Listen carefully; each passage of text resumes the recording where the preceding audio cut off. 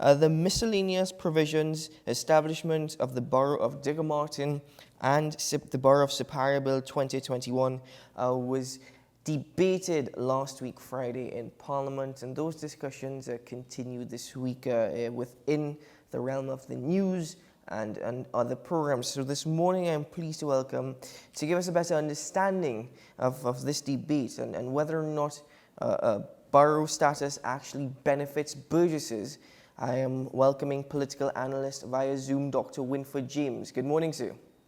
Good morning, Keaton. Good morning, Trinidad and Tobago. Good morning, Dr. James. Thank you very much for joining us. The bill by Member of Parliament and Government Minister Penelope Beckles is being viewed as major steps to improving people's lives and the governance at the local level. Let's start this conversation by discussing the borough status and whether or not there really is any benefit to changing the status of a burgess. I imagine they will, if they are going through Parliament with a law to change a region into a borough, a municipality, I imagine.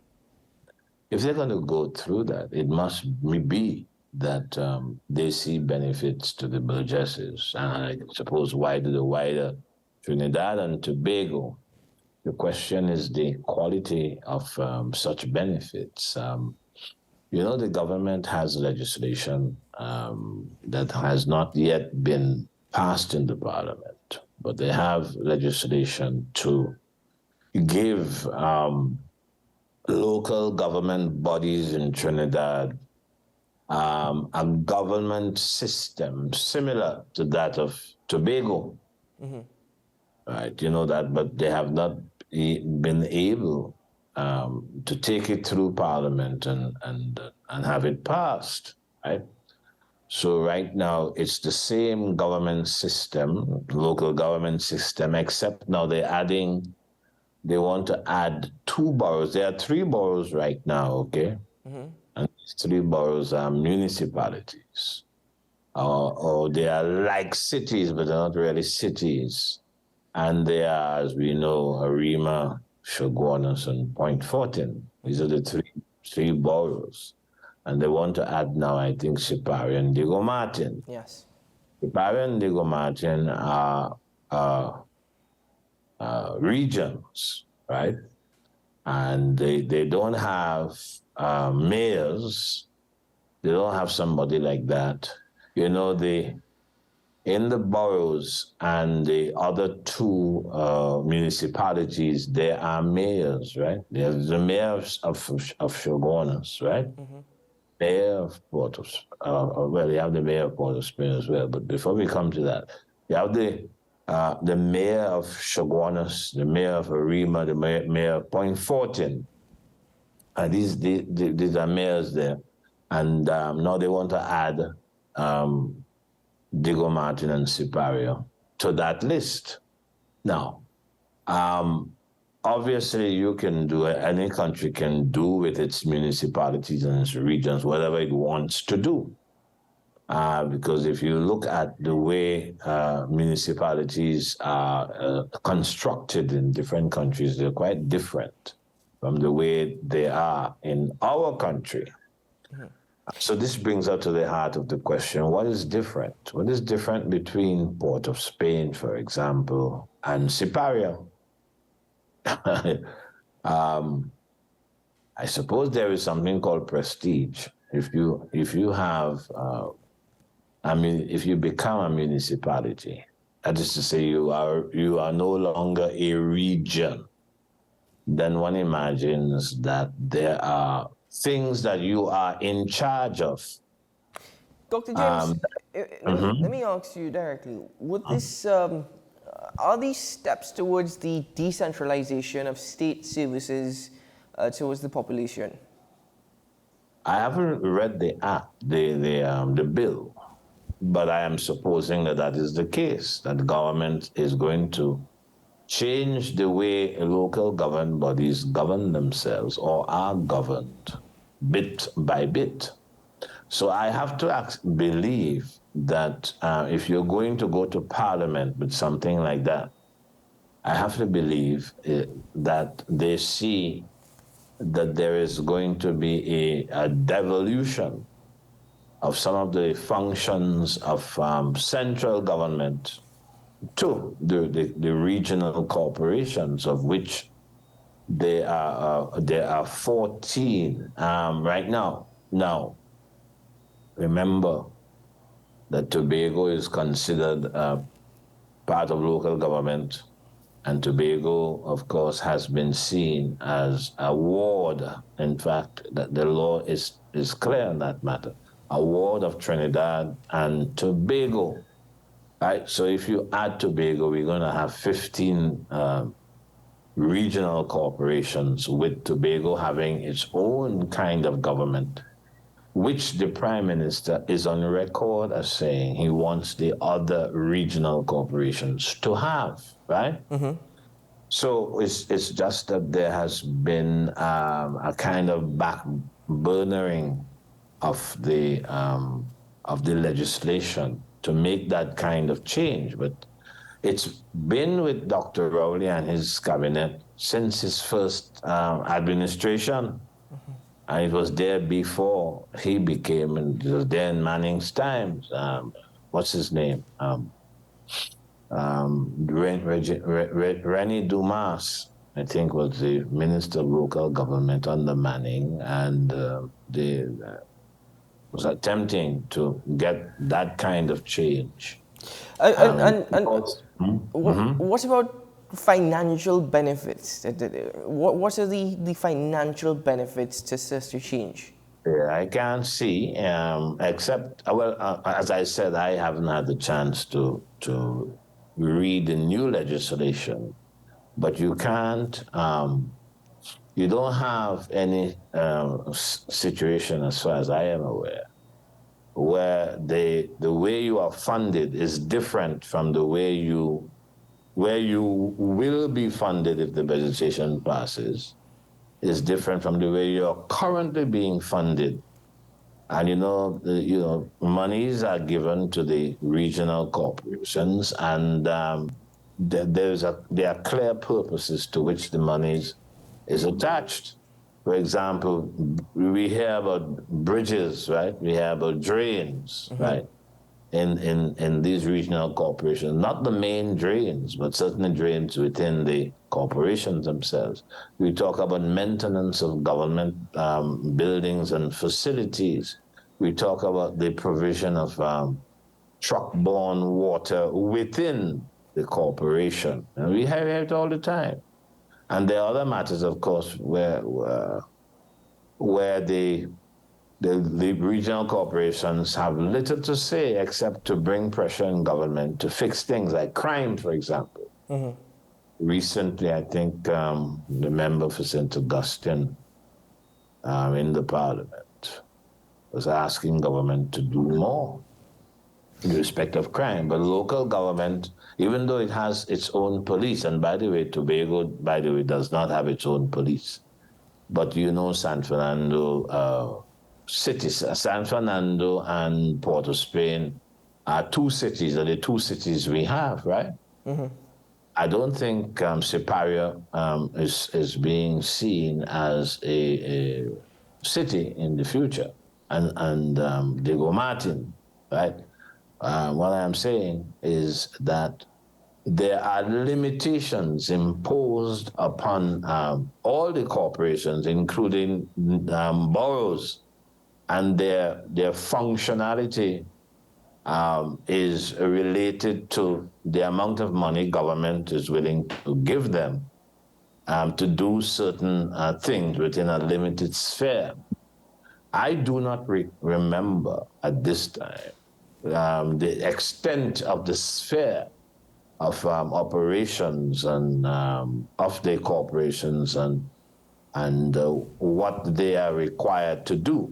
But what they are doing is at the local level in those corporations themselves, and they have to be funded by the government. And whether the P&M is in charge of the particular corporation or not, or the UNC, the fact of the matter is that they are going to be funded at the discretion of the finance minister, just as Tobago is being funded at the discretion of the Minister of But Finance. in this instance, though, should corporations be funded as the Tobago House of Assembly is funded, where at least there is a guarantee of a percentage of the budget that is allocated to the THA? Should the same thing be applicable to corporations? Well, I don't know if it's the word it should. Remember, government did not willingly concede to the idea of a part of the budget, a small part of the budget, being given to Tobago for its development responsibilities and for the maintenance of the current expenditure account. That the 4%, at the lowest, and the 6.9, I think, percent at the highest in terms of rates, were won in court by the House of Assembly. House of Assembly had to take the government to court for there to be the rates that you are asking about, except you are saying, should it be that way? If I were part of a borough, living in a borough, I would want to have a clear sense, a clearer sense of how I'm going to be funded by the state than exists now. In fact, I would want to have a more predictable sense of my funding, and I would want to be able to develop a budget that is presented in the parliament and is passed and therefore is implemented by my borough or my municipality or my my regional corporation. I would want that to happen. The question is, should it be that way? But if you're going to be serious about local government, then you have to have them collect their own taxes, collect fees, and so on for a number of things that people have to do. Take the garbage collection, for example. Keaton, are you there still? Right here. Keaton, let me ask you a question. Do you know of any any regional corporations that extract fees from the burgesses, from the people who live within the corporation? Because burgesses are related to the term borough.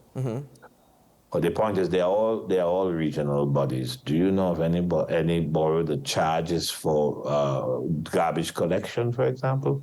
Not formally, no, but there have been instances of garbage men actually asking individuals for money in order to collect their garbage.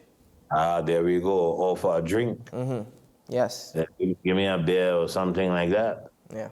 So the point is, the money has to be worked out quite clearly. And as I said before, I have not been able to follow the bill in such a way as to be able to say to you, well, yes, money is part of it, and this is the way the act will be setting up funding. But you know, Dr. James, my final question to you in this conversation, the context of this particular conversation is, if we are making efforts to try and rearrange government structures, but the resources as it stands, as we currently speak, are not necessarily there or available, if the resources are very hard to come, are very hard to procure, does it even make sense trying to rearrange a structure which your hope is it will lead to efficiency, but if you don't have the resources, you're sort of spinning, top in mud? That's a very important question. It's a mighty question you've just asked, very pertinent. If you don't have the funds at your disposal with your initiative, if there is no independent way of funding your activities and you have to depend on the discretion of the Minister of Finance, you could be in the same position that you were before the new bill is passed.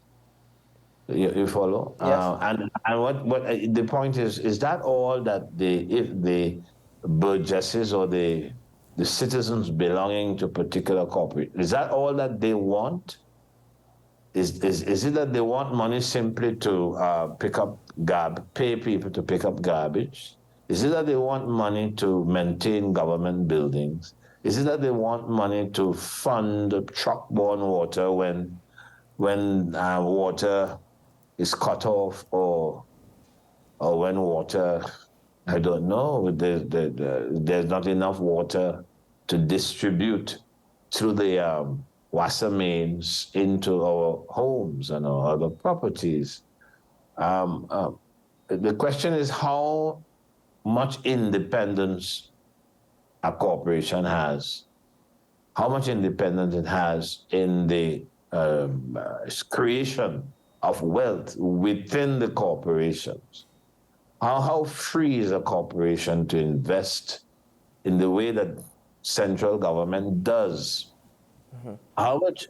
What about the governance issue, which to me are the main issues here, the government issue? Are you going to use the current way of running things in a corporation, or do you really want something in House of Assembly? And if you want something as what happens in House of Assembly, why don't you go straight to that? Why take this apparently intermediate step if it's not going to bring really material change? That's the question I'm hearing from you. Yeah. And that's a question, by the way, that the different corporations should be engaging their people with.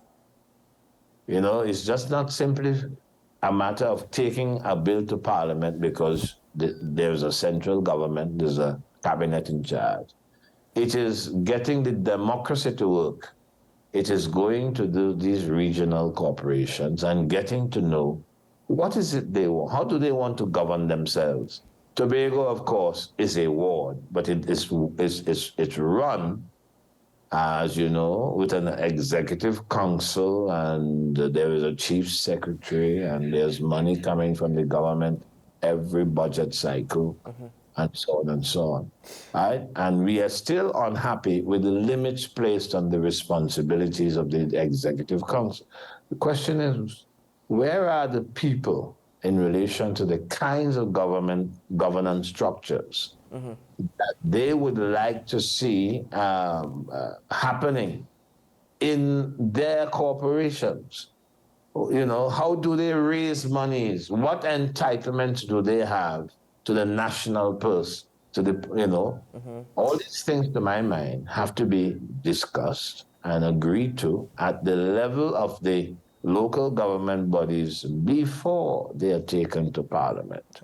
Well, Dr. James, my Mm-hmm. sincerest apologies, sir, but we are out of time. And, Okay. But I want to thank you very much for joining me on the program this morning. It's been quite some time, so it's good to see you again. Keep well. Okay, Keaton, all the best today.